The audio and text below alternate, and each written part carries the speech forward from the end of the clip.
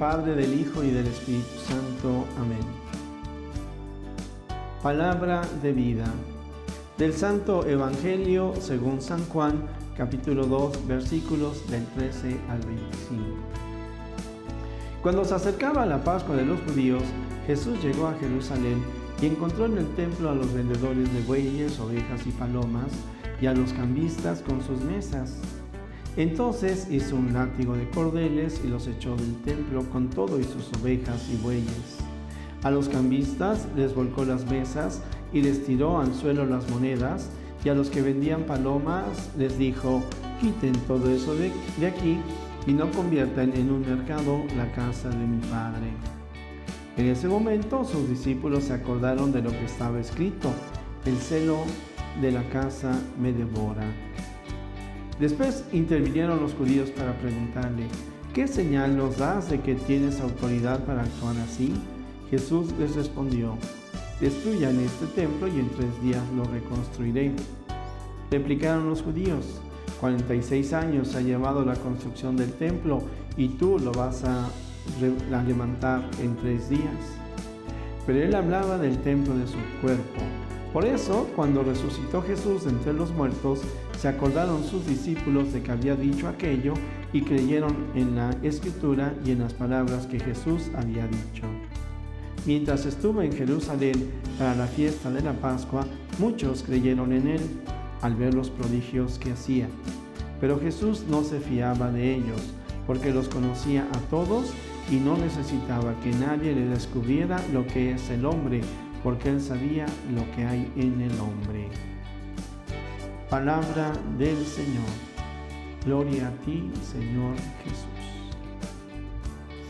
Hermanos, estamos en domingo, y el domingo tenemos la oportunidad de acercarnos a la misa para reunirnos con la comunidad, de acercarnos a la Eucaristía para recibir el cuerpo y la sangre de Cristo y pues para renovar nuestra alegría y nuestro gozo en familia.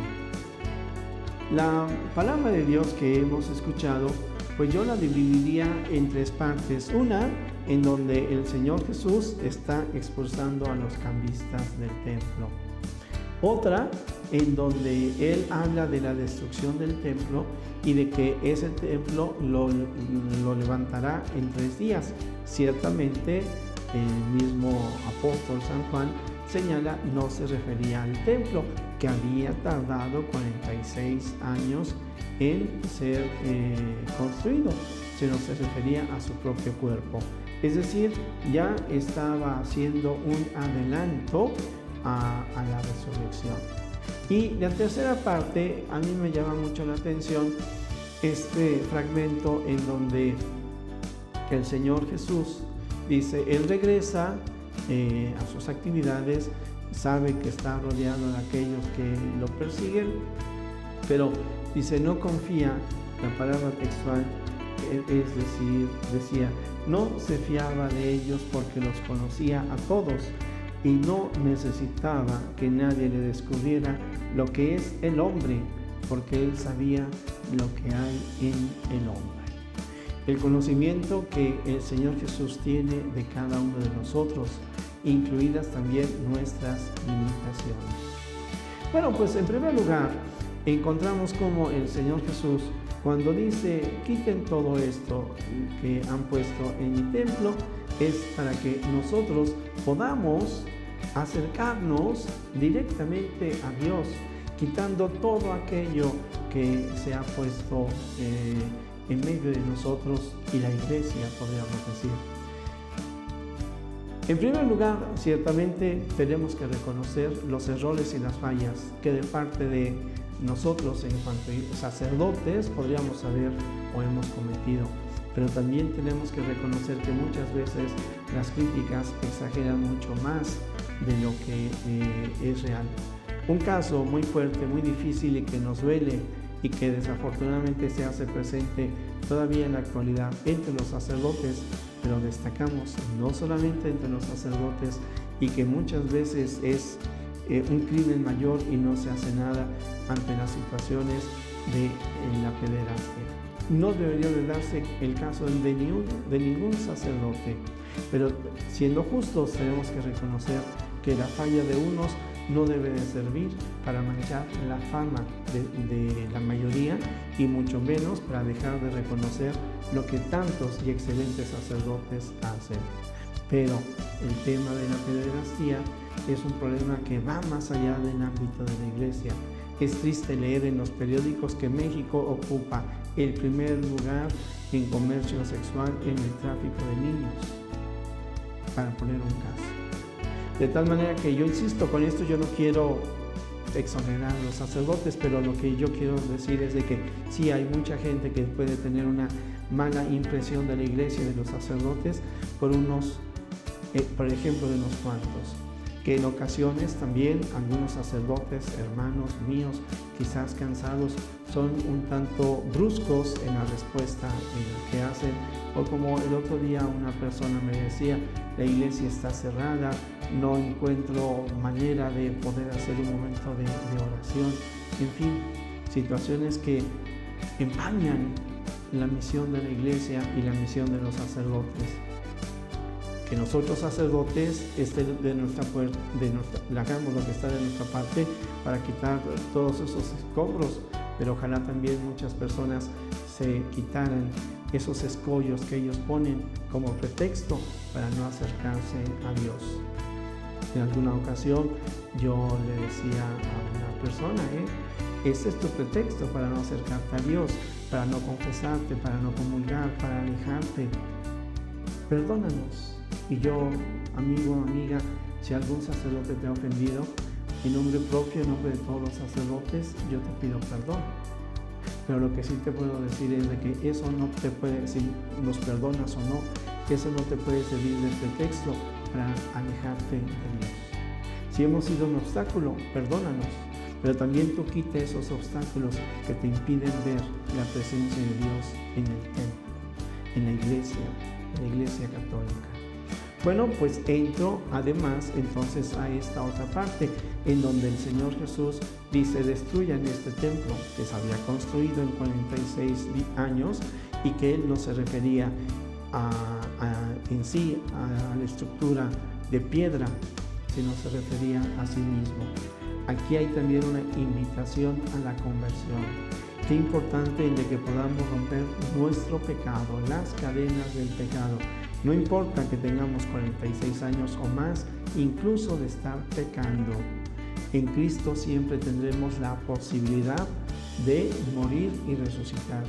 Y para ello, el tiempo inmejorable de la Cuaresma para confesarnos. Qué alegría cuando los sacerdotes, estando en el confesionario, escuchamos cómo algunas personas se acercan con más de 30, 40 años sin haber vivido la experiencia de la confesión. El otro día, cuando yo le pedí a la comunidad que si alguien quería darnos un ejemplo de la presencia de Dios en su vida, un señor colombiano dijo: yo llevo 5 meses aquí en el país, he recorrido varias iglesias, en especial vengo a esta, me identifico mucho con los sacerdotes que aquí están, y para mí ha sido bello encontrarme con el Señor en el sacramento de la confesión. Es una manera estupenda para quitar del templo, que es nuestro cuerpo, el pecado. Y cuando el Señor Jesús dice, o el texto nos dice que Él sabía lo que hay en el corazón del hombre. Claro que Dios sabe lo que hay en tu corazón y en el mío. Él está cerca de nosotros y nos busca para darnos su perdón y su amor. De tal manera que nosotros busquemos también a Él. Y hagamos presente a Dios y quitemos, démonos cuenta de la libertad que Él nos da cuando quitamos no solamente aquellas cosas que oscurecen la vida de la iglesia, sino aquello que oscurece también la vida familiar o la propia vida. Pero el que necesitamos trabajar también para poder quitar aquello que oscurece la vida de la política.